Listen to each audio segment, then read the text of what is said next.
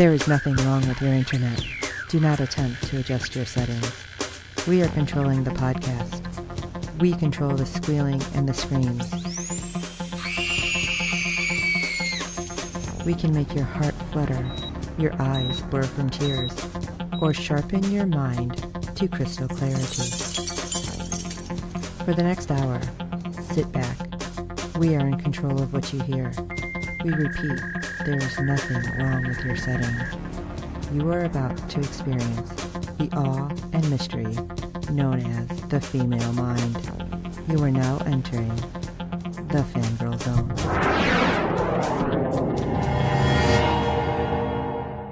Hello everyone and welcome to SYFY Talk on the Fangirl Zone, a podcast where we discuss shows on the SYFY channel.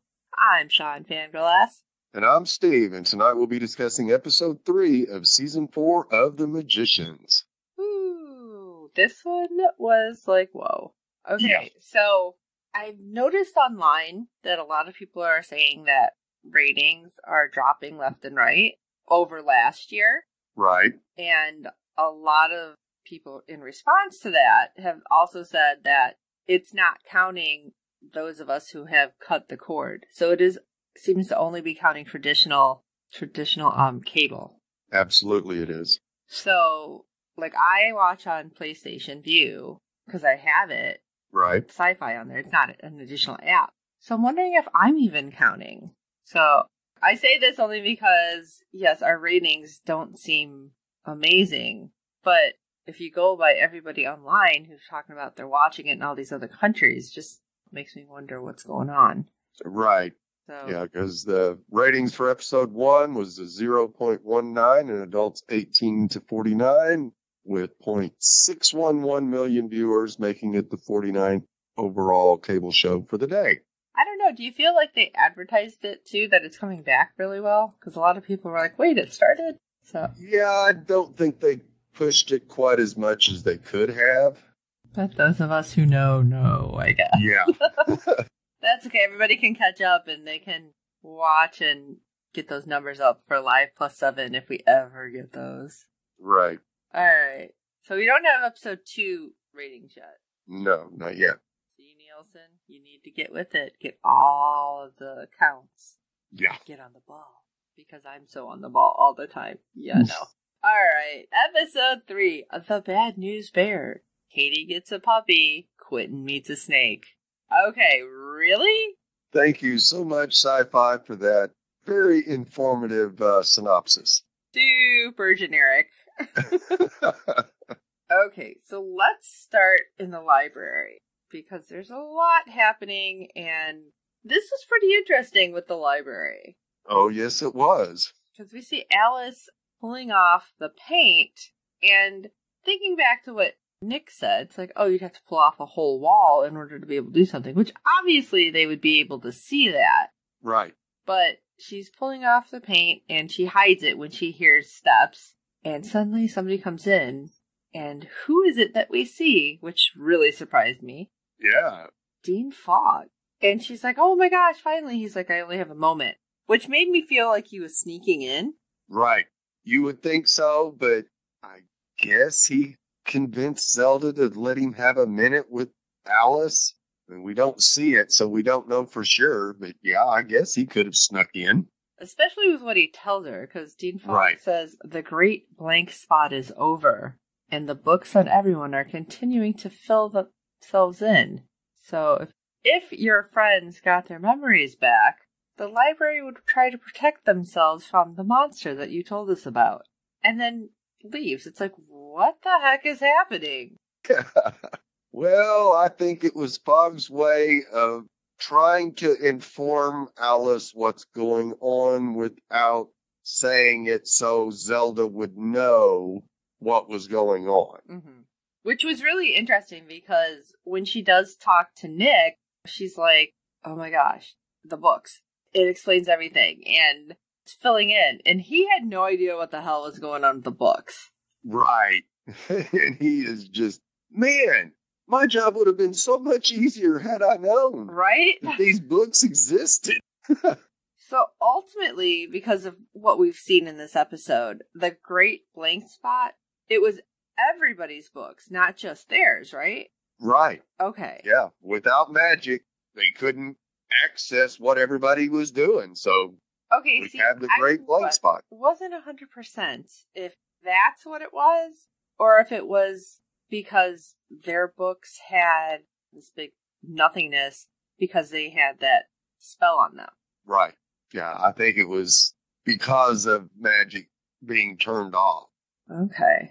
Yeah, because if the books are basically, shall we say, almost writing themselves as each day goes by, documenting what everybody in the world's doing, it's using a lot of magic to do that. So, yeah, you turn magic off, it can't do that no more.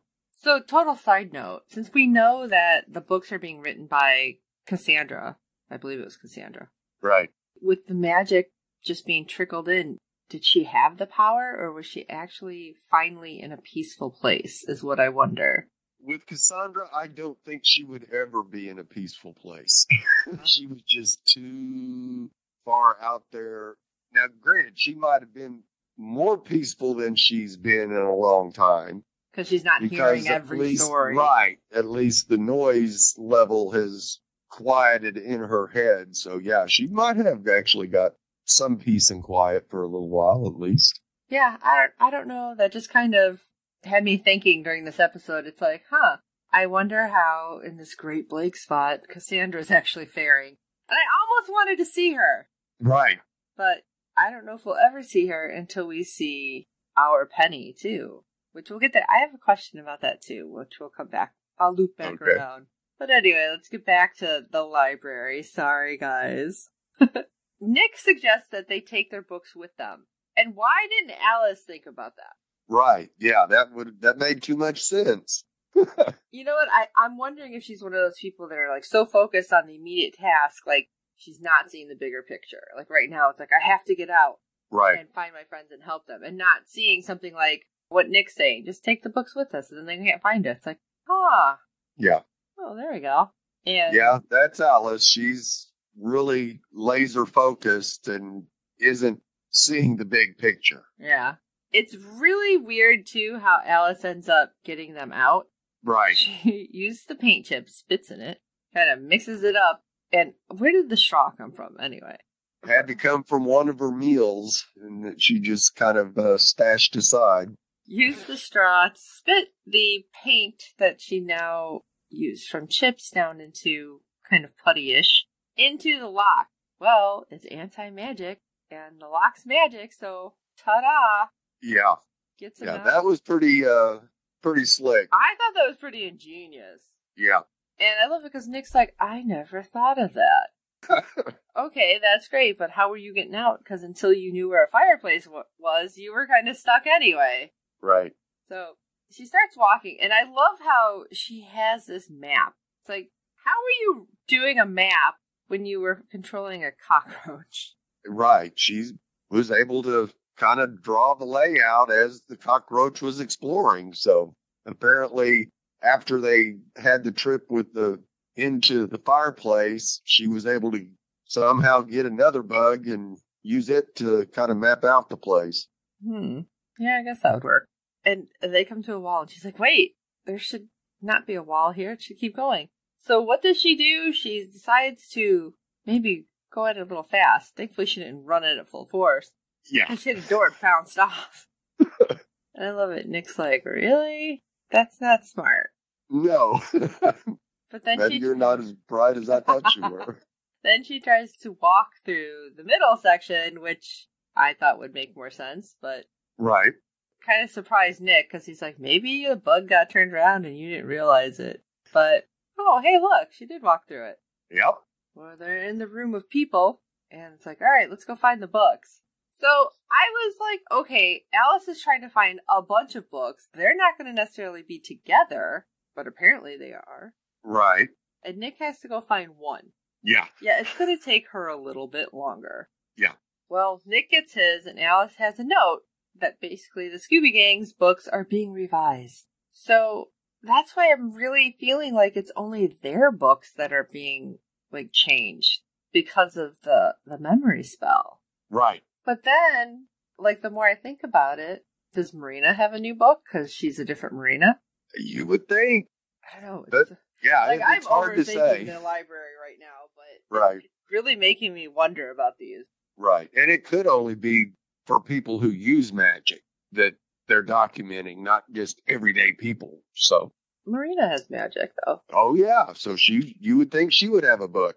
Now, of course, like I said earlier, if the books are being revised, that should mean they are in Cassandra's possession. So we might see a Alice and Cassandra meeting in the near future, which would really be interesting.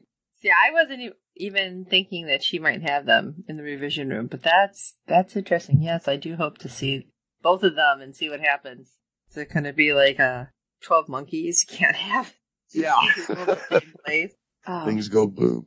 Well, Alice ends up getting Nick at least to the fireplace, and she's like, I have to find the books, because otherwise they'll track us. Just go. And I thought it was sweet, because Nick's like, you're still good in my book. I'm like, aw. Yeah, got to be. And next thing we know, we see a librarian outside reading a book, and a sleigh with jingle bells fly overhead. And she's just like, what the? I love that, because I'm thinking, how did the sleigh get there?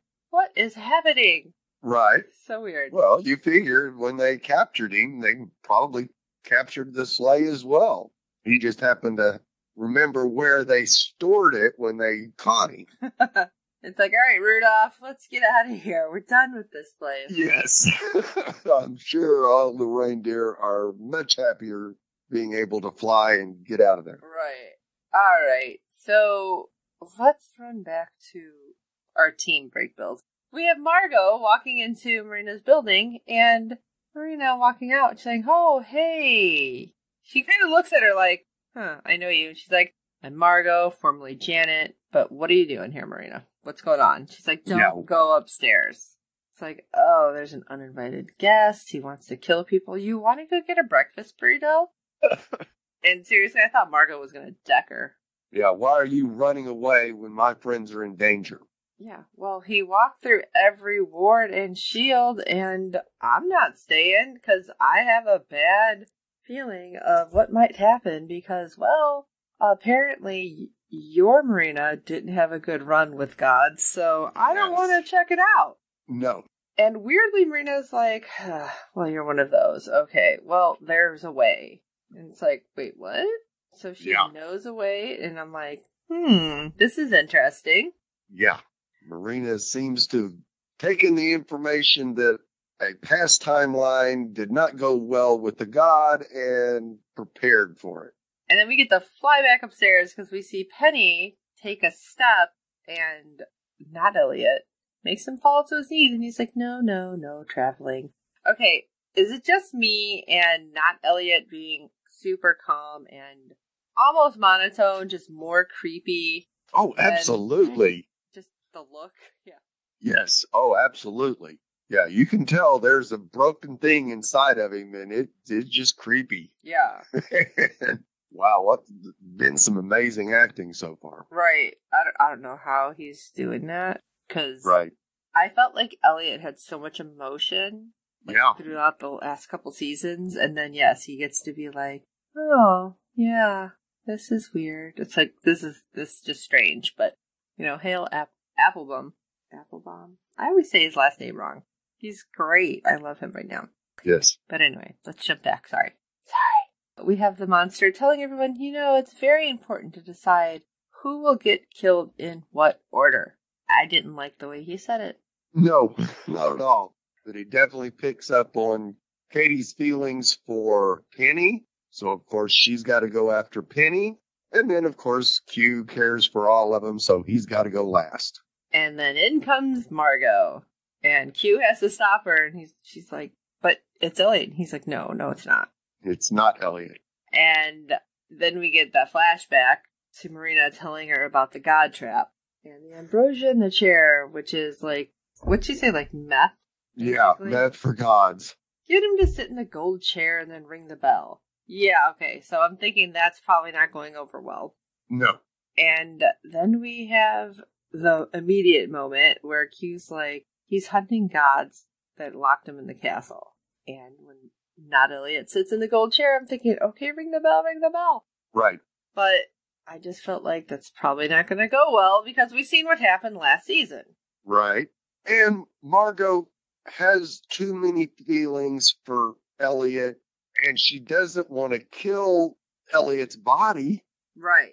To get rid of the monsters, so she figures there's got to be another way, and, oh, I know where Bacchus is. I loved how he just kind of stopped, like, wait, what?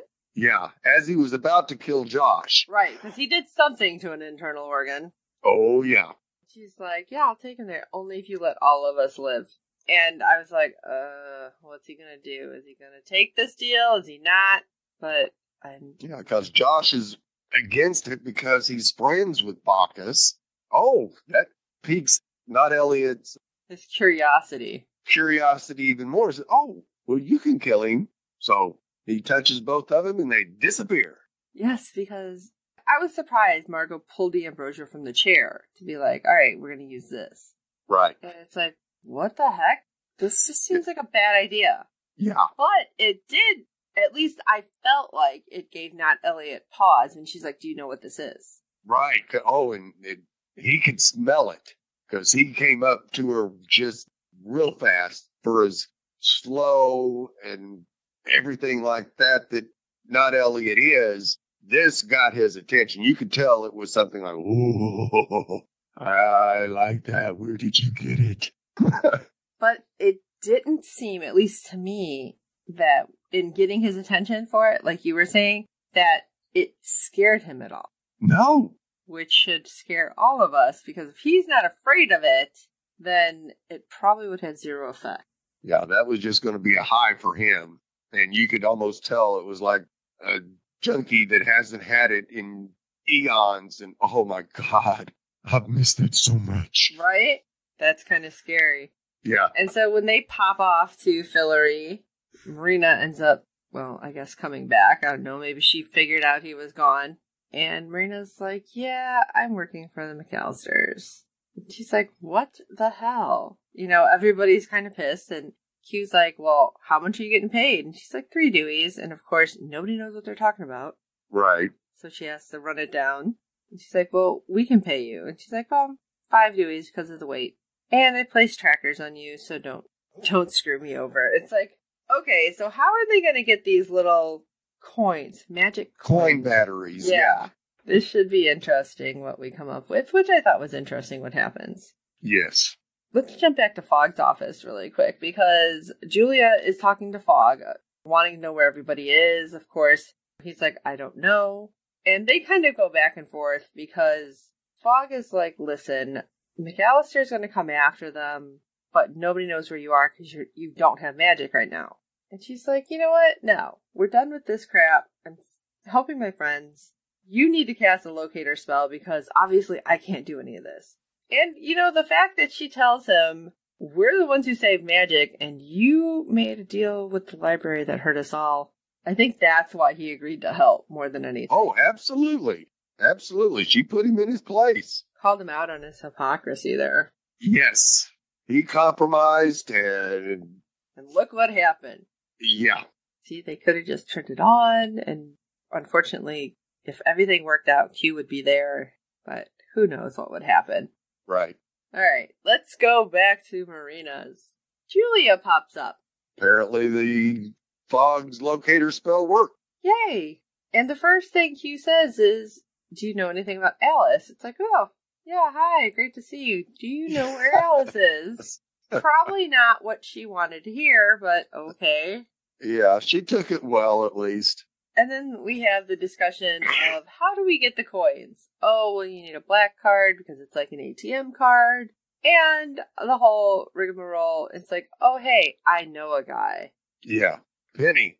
At least in his time frame, he knew a guy. So he's hoping that our Penny also had dealings with Frankie. I loved it because they all have to look at their phones. And all of a sudden he's like, oh, I still have the DJ's phone. Crap. And it's like, oh, good. At least his password's going to save his mind. But apparently not so much with Q. No. And I'm thinking, I would be super screwed. Yeah, absolutely. But Penny gets a hold of Frankie, who is in fact a counterfeiter in this timeline as well. And he's like, yeah, I can do it, but it's going to take a lot of special sauce. And as he's telling them, all of a sudden somebody's at the door, he opens it up, and it's like, free sneakers for life. And he's like, oh, thanks. And he closes the door after he takes the basket. And everyone's like, what is going on? And it just gets so weird because later we see like a bird bring a sandwich. And before that, he was in a sports car with a big bow on top. I'm like, what is going on? Yeah, he has this thing with luck encrusted in it. So, of course, all these good things happen to him. Everything he does turns out well. Yeah. Which I guess that would make a great counterfeiter. Oh, you better believe it. He's like, all right, well, listen, the cost of my job is going to be twice what you need. So I was thinking he meant, like, they need to get 5 from Marina. He wanted 10, but I guess he just wanted to double what they were taking, so. Right. And, we're going to need a black card for 2 minutes and at least a third of a Dewey coin. It's like, what? How do we get all this? Every time you think that they might have something, it costs them even more, and it's like, where are they going to get this money? Oh yeah, I love it because they're like, well, there's a push game tonight, and Q and Katie and Penny, as they're talking, Q's like, everything we do works out, and Katie's like, well, sometimes, and Penny's like, really? Okay, well, maybe a couple times anyway. And so it's like, okay, we're going to go play push. Oh. And Julia wants to send backup, but Frankie says, oh no, they don't allow people in there. But apparently Penny was able to make it. Well, see, this is what I was thinking. Like, Penny was going to go and then wait. Right. So, because Q tried to use the protection amulet to get in, the guy's like, no. And he's like, well, hey, he's a traveler. How about 48 hours a year? How about 40 hours a month? No questions asked. Okay, sure. It's like, what? Hello, and Penny's like, hey, whoa! Oh, yeah, you're talking to me here. What is this crap? But it gets him in. Right. And then we see the magicians pair off for this game of push, which is kind of like war. Right. Whoever has the most cards at the end wins. And they're using little bits of magic back and forth because you see the hands under the table. Right. And some of the stuff gets really interesting how they end up doing it. And the very end, after the third round, which is with the club owner, I was like, oh crap, Q's so screwed, right? And all of a sudden he uses magic and makes it snow and thunder, and the guy's like, you've used up all the ambient magic in the room. It's like, oh. But as he did that, he pulls a queen out of his sock. Yes. And you go, oh, Q, you are such a slick operator here. Right, because he's like, guess I'll just have to do it the old-fashioned way. And I'm like, what? And it's a queen of hearts, I believe, that had Alice's face on it. Yeah. But the guy didn't say anything. Well, that's because everything was going all weird, so. Yeah. I thought that was interesting that he did it. So, yeah, it was basically just sleight of hand is what he ended up doing to win. Right. So that he can get the Going old-fashioned. Yeah. Get the Dewey. And got some other magic pieces. The first set was what? It looked like D&D dice. Yes. And then the other were... Cuffling?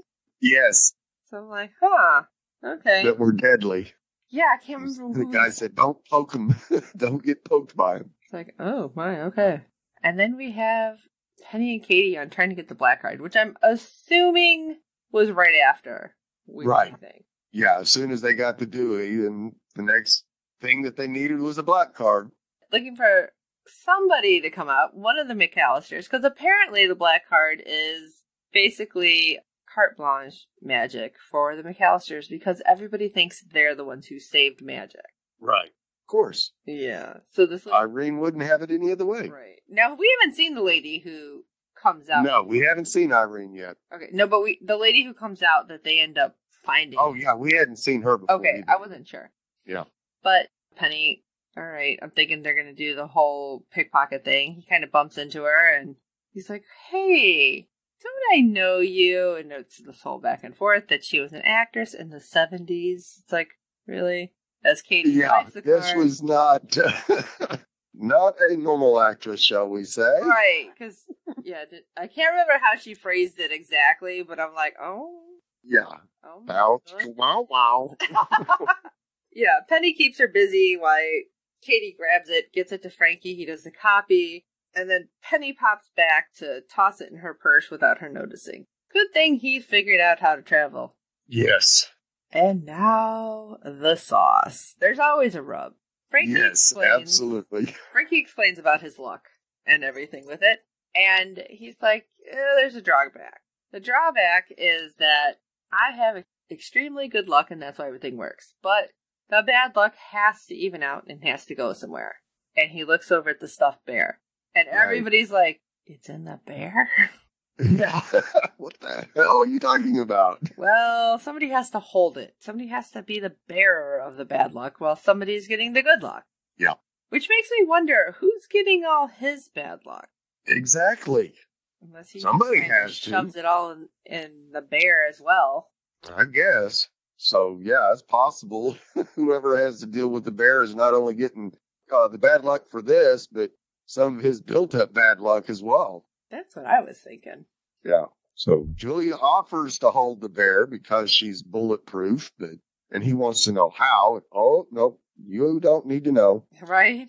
And she grabs it, and nothing absolutely happens. And so he pulls out his little monocle and says, there's something strange going on with you. Right. Whatever's none of my business is messing up my juju, so somebody else got to hold it. And she tosses it up, and it lands in Q's lap. Poor Q. Right? Because he doesn't have bad luck anyway. No, no, never. So Penny and Katie go to get the coins, and you see them masquerading, I guess. Penny's all of a sudden got a mustache and a hat, and Katie's in a blonde wig. Oh, that is like the worst mustache ever. Oh, I know. Porn stash.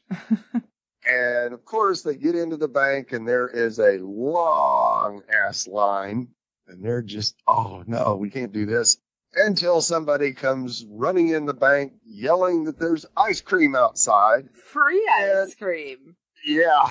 And everybody in the bank dashes outside. It's like, oh, okay, this might work after all. Yeah.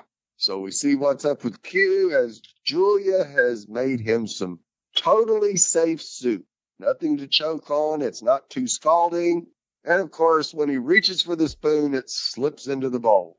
And you go, oh, no, this is going to be horrible for Q. Right. Right then you're like, uh-oh. Yeah. And then he gets a paper cut from a paper towel trying to clean up the spilled soup. That was funny. He's like, how do I get a paper cut? From a paper towel. And, Julia's like trying to wipe it off then with the paper towel. And he's like, don't touch me with that.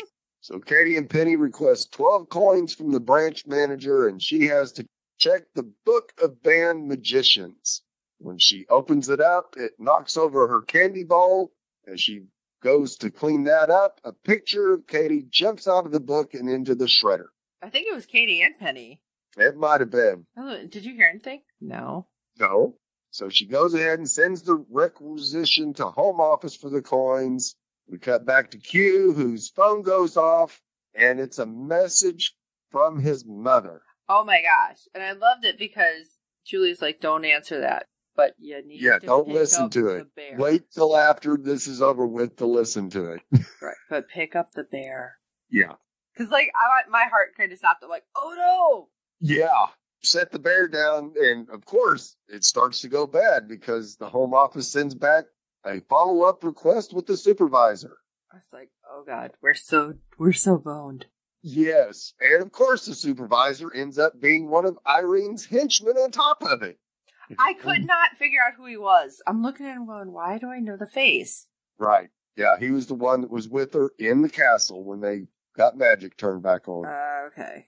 So, of course, Q picks the bear back up, and the supervisor starts having problems with his contacts, not being able to recognize them. Yeah, I can't see anything. Okay, sorry. Yeah.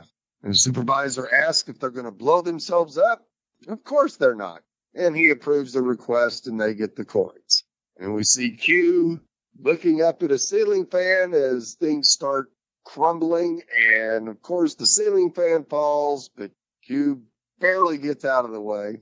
Thankfully. We missed the part with the snake. Oh my god. That was a giant snake. Oh, hell yes. And how did it come out? Yeah. Julia's like, where did it come from? And he's like, the toilet. It's like, we're just going to the bathroom. I get wrapped in this giant anaconda, trying to squeeze him to death. So Frankie gets his coins and tells them to destroy the bear, which Katie takes care of. Or does she? I'm not sure what she did with that bear. She did some magic on it.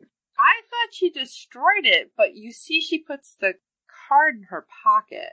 Yeah, Katie and Penny pay off Marina, and she tells them that the trackers were a lie. And as Marina's walking off, she looks at one of the coins, and she looked at it funny, right? Yeah, it was something wasn't right to her. And sure enough, a guy pops out of the woods saying that he's been looking for her. That's why when we seen her mess with the bear, I'm like, yeah, did she transfer it into a coin? Right. That's why I was like, I couldn't tell what was on the coin. Right. The shot wasn't fast. quite long enough for it to tell. And of course, we see her later by the building that they tracked down the black card at, and she puts a black card in her pocket. And I'm assuming it's the same one. And a woman with a box of puppies stops her, wanting to give her one, which she takes. Now, Frankie had said, oh, the luck is going to run out on there soon anyway. Right. So that's why you should just get rid of it now. And I'm like, all right, Katie, what did you do? And I thought it was interesting because we did kind of skip over it, the conversation Penny and Katie had. Right. Penny's like, no, you shouldn't screw over Marina. And Katie's like, she killed my mom. And he's like, this isn't the one that did it. Right. And Katie's just like, I'm tired of nobody listening to me. Yeah. And it seemed really heartfelt because when we first seen these two interact, Katie was kind of mad that Penny was there because it wasn't her Penny. Right. And the whole, you have people here. I didn't have anybody. Right. And I thought that it kind of broke through to her, but I'm thinking maybe no. Yeah. Because Q, Julia, and Penny show up at Marina's and are informed it's not Marina's anymore, it's hers. You go, okay, did Katie have Marina knocked off? It sure seems that way. Right. And Penny asks what she did, and she tells them she took care of the problem, and they need to do the cloaking spell before Irene shows up. And I feel like because she did all this and the luck is going to run out, that something's not going to go well here. Right. It's very possible. And of course, later on, Julia tells Q his bad luck is gone and it should be safe to listen to the voicemail.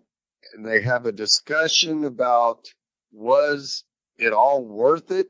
How much they lost and just to have a little bit of magic. And of course, Julia is, she'd do it all over again. She was a goddess and now she's not. And Q's not quite feeling it.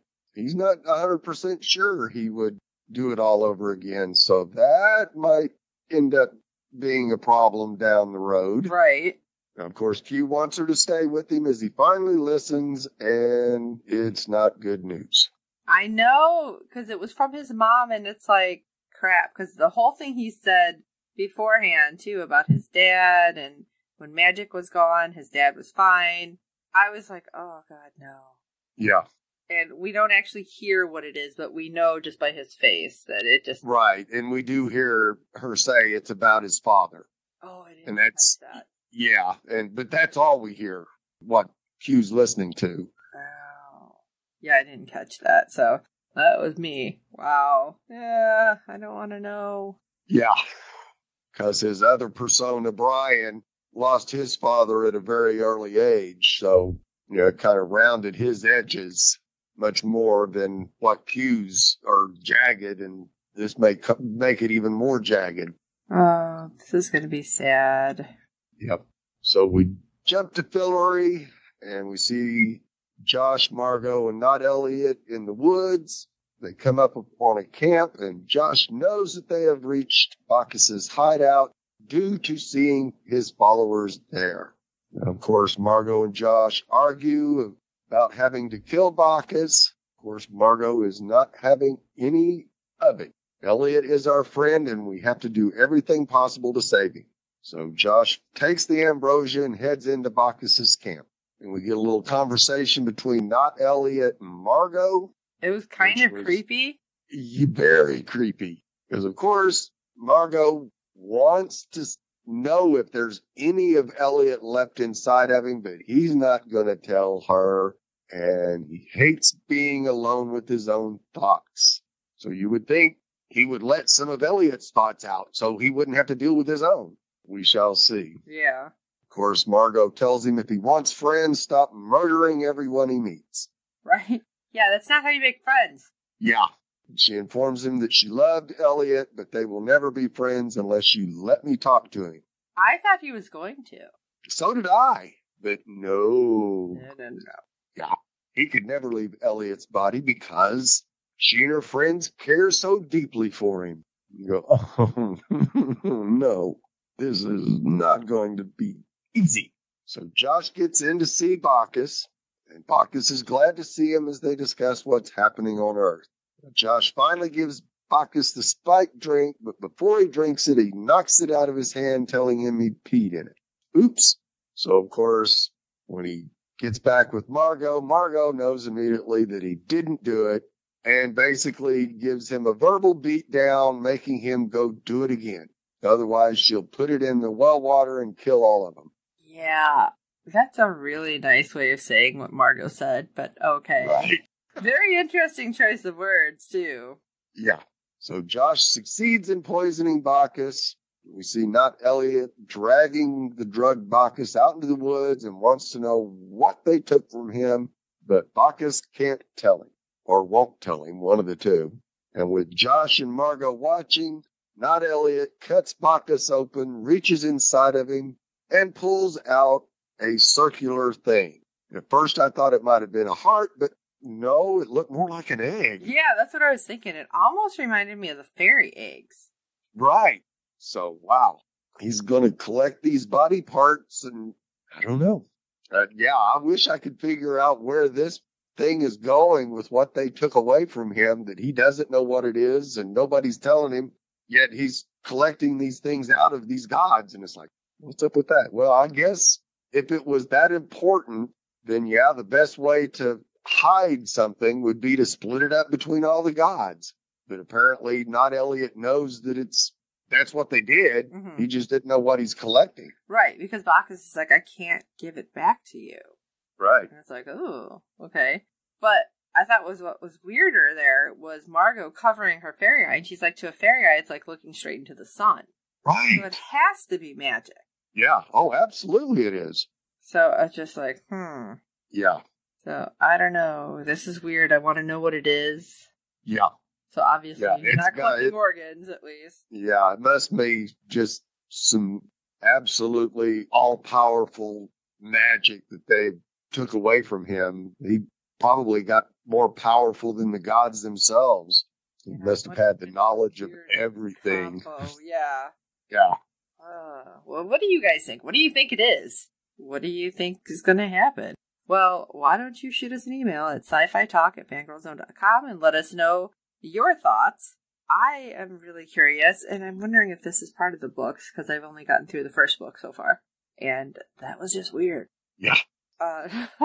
While you're at it, if you can rate and review us on iTunes and every other platform you find us on, because good ratings and reviews help other fans of the show find us. Tell your friends about the show. You know you want to get them into the show because you want to talk about it. And, of course, check out www.fangirlzone.com, and you can see all the random news that we have up, and our contacts page is there in case you're not sure how to get a hold of us. It's pretty simple that way, too. And for this episode of Sci-Fi Talk, I am Sean, Fangirl S. And I'm Steve. You know what's incredible? How you can be such a good friend and such a terrible friend at the exact same time. And until next time.